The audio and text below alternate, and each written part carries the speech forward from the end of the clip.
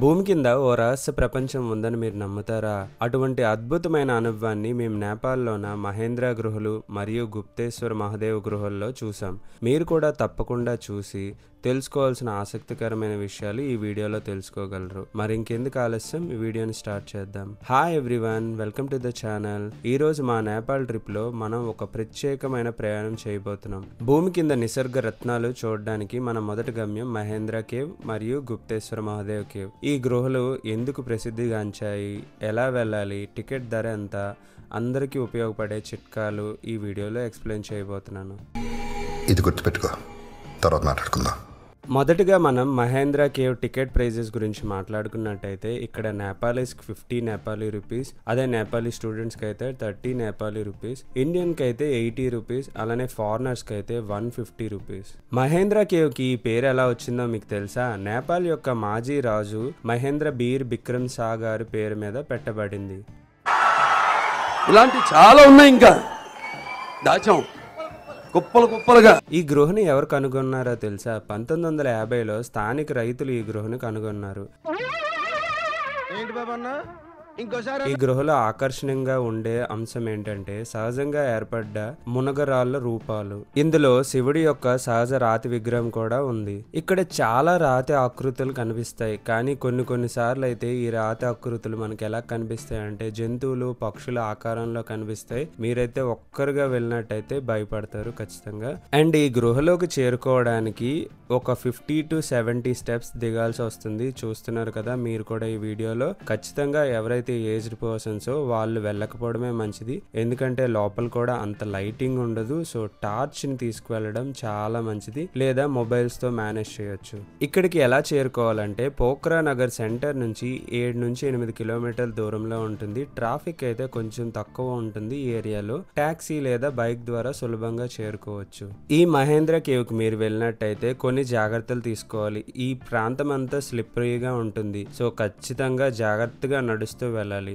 మంచి గ్రిప్ తో ఉన్న షూస్ వేసుకోవడం చాలా మంచిది. ఈ కేవ్ లో చాలా లైట్స్ ఉన్నప్పటికి కూడా టార్చ్ లేదా మొబైల్ ఫోన్ ఫ్లాష్ ఉపయోగించడం చాలా మంచిది. కొన్ని ఏరియాల్లో చీకటిగా ఉంటుంది.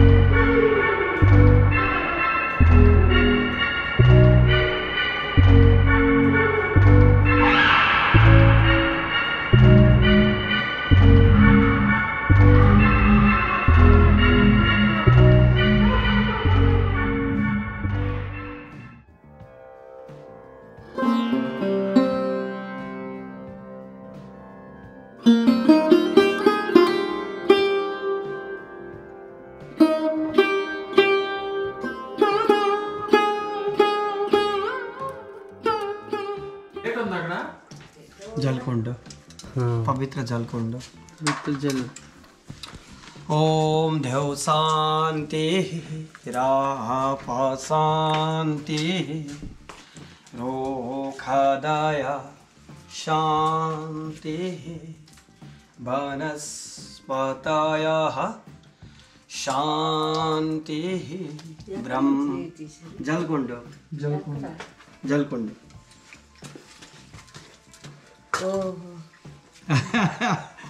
और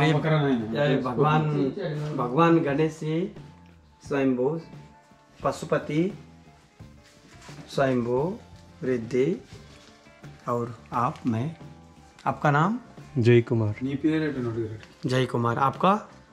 आपका नाम? रामबाबू नामदेश. रामबाबू. आपका? राजेश्वरी. हेमंत कुमार. ఈ గృహలో ఉన్నాడు పాపము. అన్ని పాపాలే.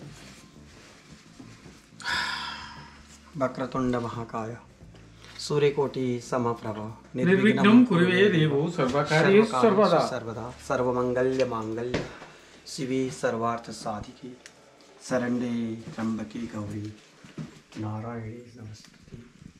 आयु आरोग्य दीर्घायु सुख शांति परिवार माता पिता का सेवा सम्मान सनातन धर्म का रक्षा। ఈ మహేంద్ర కేవ్ చాలా ఫేమస్ అయినప్పటికీ జనాలు ఎక్కువగా లేకపోయేసరికి నాకు వీడియో తీసుకోవడానికి అలానే పంతులు గారితో మాట్లాడి స్పెషల్ పూజలు చేసుకోవడానికి అయితే నాకు పర్ఫెక్ట్గా టైం దొరికిందని చెప్పుకోవాలి. ఈ మహేంద్ర కేవ్ నుంచి డైరెక్ట్గా గుప్తేశ్వర్ మహాదేవ్ కేవ్కి అయితే మేము చేరుకున్నాం. చూస్తున్నారు కదా, ఈ ప్లేస్ అయితే చాలా మోడర్న్గా షాప్స్తో కలకల్లాడుతుంది. గుప్తేశ్వర్ మహాదేవ్ కేవ్ నేపాల్లో అత్యంత పవిత్రమైన గృహల్లో ఒకటి. గుప్తేశ్వర్ మహాదేవ్ గృహ ప్రత్యేకత ఏంటంటే ఇందులో భూమి కింద పోక్రా ఫేవా సరస్ నుండి వచ్చిన ఒక జలపాతం దేవీస్ ఫాల్ గా కనిపిస్తుంది ఇక్కడ. నిజానికైతే ఈ గుప్తేశ్వర మహాదేవ్ టెంపుల్ ని కవర్ చేసుకొని నెక్స్ట్ ఈ దేవీస్ ఫాల్ కి వెళ్లాల్సింది. ఆ రోజు అక్కడ ఏదో లోకల్ ఇష్యూ అవడం వల్ల దేవీస్ ఫాల్ క్లోజ్ అయింది. అండ్ మీ ట్రిప్లో మాత్రం ఖచ్చితంగా ఈ గుప్తేశ్వర్ మహాదేవ్ కేవ్ చూసి దేవీస్ ఫాల్కి వెళ్ళడానికి ట్రై చేయండి. ఈ ఎంట్రన్స్ టికెట్ గురించి మనం మాట్లాడుకున్నట్టయితే 100 Nepali rupees and definitely worth అనిపించింది. ఇదైతే మోడర్న్ మరియు పురాతనమైన స్టైల్లో ఉన్న గృహ అండ్ పైన అంతా చాలా మోడర్న్గా, కింద మాత్రం ఆ గృహలు చూడడానికైతే చాలా థ్రిల్లింగ్గా అనిపించాయి. అండ్ కొంచెం నడాల్సి వస్తుంది. ఎవరైతే ఏజ్డ్ పర్సన్స్ వాళ్ళు స్కిప్ చేయడం మంచిది, ఎందుకంటే వెళ్ళే మార్గం కూడా అంత సులువుగా ఉండదు. సో ఖచ్చితంగా మంచి షూస్ వేసుకొని వెళ్ళడం చాలా అవసరం. ఈ గుప్తేశ్వర్ మహాదేవ్ కేవ్ పరమశివునికి అంకితం చేయబడింది. ఈ గృహలో శివలింగం సహజంగా ఏర్పడిందని ఇక్కడ చెప్తారు. అసలు గుప్తేశ్వర్ మహాదేవ్ అనే పేరు ఎలా వచ్చిందో మీకు తెలుసా? దేవీస్ ఫాల్స్ నుంచి వచ్చే నీరు గుప్తంగా ఈ గృహలోకి ప్రవేశించబడ్డాయి. అందువలన దీన్ని గుప్తేశ్వర మహాదేవ్ కేవ్ అని పిలవడం మొదలు పెట్టారు. ఈ గుప్తేశ్వర్ మహాదేవ్ కేవ్కి మేము ఎలా చేరుకున్నామంటే, మేమైతే మహేంద్ర కేవ్ని ముగించుకున్నాక ఇక్కడైతే చిన్న షాపింగ్ చేసాం. షాపింగ్ చేసిన తర్వాత తకాలి ఖానా ట్రై చేసాం. అసలు ఈ తకాలి ఖానా అంటే ఏంటో తెలియాలంటే నా ప్రీవియస్ వీడియో మీరు చూడాల్సిందే. అండ్ ఈ తకాలి ఖానా తిన్నాక మేము డైరెక్ట్గా గుప్తేశ్వర్ మహాదేవ్ కేవ్కి కార్లో వచ్చేసాం. జస్ట్ 15 నుంచి 20 మినిట్స్ పట్టింది. ఇదైతే దేవీస్ ఫాల్కి దగ్గరలో ఉంటుంది.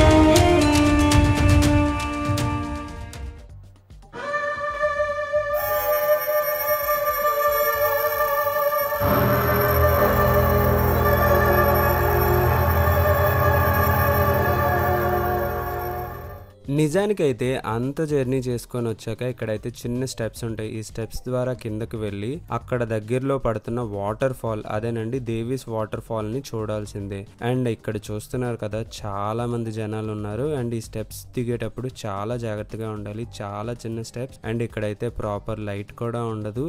అండ్ మనకైతే కనిపించిందా కనిపించలేదా అన్నట్టు ఉంటుంది ఈ దేవీస్ ఫాల్ అయితే. ఇక్కడ పడుతున్న ఈ వాటర్ డ్రాప్లెట్స్ ని తలపై వెదజల్లుకోవడం మంచిదని ఇక్కడ చెప్తున్నారు.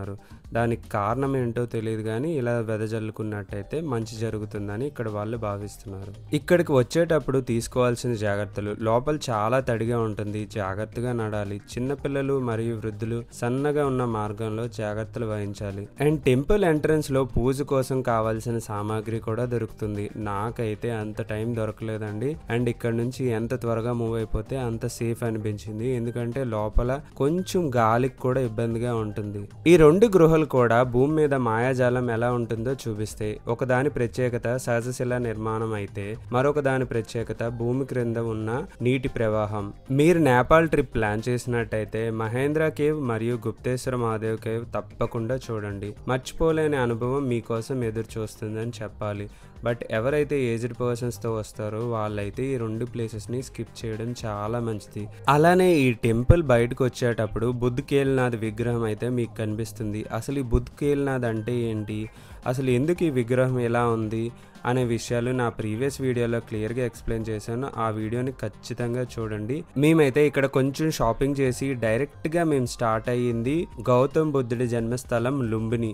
ఈ లుంబిని అనేది చాలా బాగుంటుంది. ఆ లుంబిని విశేషాలు కూడా నా నెక్స్ట్ వీడియోలో ఎక్స్ప్లెయిన్ చేస్తున్నాను. మా నేపాల్ ట్రిప్లో మేము విజిట్ చేస్తున్న ప్రతి ప్లేస్లో కొన్ని స్వీట్ మెమరీస్ ఫొటోస్ రూపంలో క్యాప్చర్ చేసాం. ఇవైతే మాకు లైఫ్ లాంగ్ మెమరీస్. అలానే నేపాల్లో రోడ్ జర్నీ ఎంత కష్టమో నా ప్రీవియస్ వీడియోలో ఎక్స్ప్లెయిన్ చేశాను. ఈ రోడ్ జర్నీ కూడా అంత సేఫ్ కాదు, అలానే చాలా టైం టేకింగ్. అండ్ పోఖ్రా నుంచి లుంబిని జస్ట్ 140 కిలోమీటర్స్ ఉంటుంది. బట్ మాకైతే 6 to 7 hours పట్టింది రీచ్ అవ్వడం కోసం. అంటే ఎంత హారబుల్లో మీకు అర్థమవుతుంది కదా. అండ్ నా ప్రీవియస్ వీడియోస్లో కూడా నేపాల్ రోడ్ జర్నీ గురించి సపరేట్ వీడియోసే పోస్ట్ చేశాను. అవి మీరు చూసినట్టయితే మీకు అర్థమవుతుంది నేపాల్లో రోడ్ జర్నీ ఎంత కష్టమని. ఈ వీడియో మీకు నచ్చినట్టయితే ఒక లైక్ చేయండి. మీకు హెల్ప్ఫుల్ అయినట్టయితే ఒక కామెంట్ చేయండి. మీ ఫ్రెండ్స్ అండ్ ఫ్యామిలీ మెంబర్స్తో షేర్ చేయడం మర్చిపోవద్దు. మరిన్ని వీడియోస్ కోసం ఛానల్ని సబ్స్క్రైబ్ చేసుకోండి.